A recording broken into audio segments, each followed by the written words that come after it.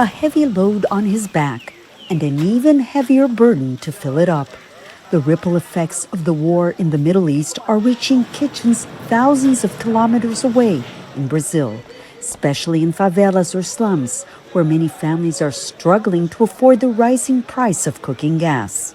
More than 16 million Brazilians live in favelas like this one, and here every cent counts. That's why many families are now rethinking the way they cook to save on gas.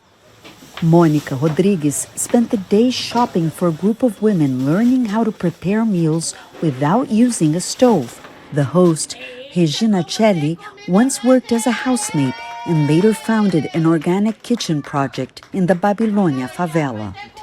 She teaches people how to make the most of every scrap of food. Now, she's adapting her recipes to a new reality. We must be prepared, because if the war continues and gas prices keep rising, we may have to go back to using charcoal and firewood. Is finding cheaper ways to prepare staple food like farofa.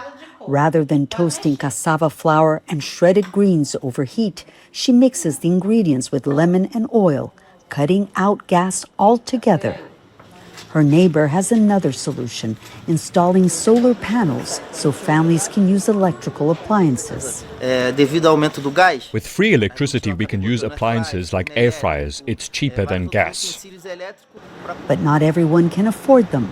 This community kitchen in Rio de Janeiro serves up to 1,000 meals a day to those in need. The war is pushing fuel prices up worldwide, but there's also speculation. Some are using it as an excuse to raise prices.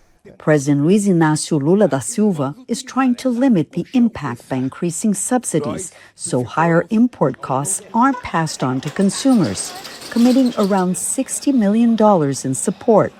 But that comes at a price. With public spending rising and elections approaching, keeping gas affordable has become both an economic and political challenge. Yanakiew, Al Jazeera, Rio de Janeiro.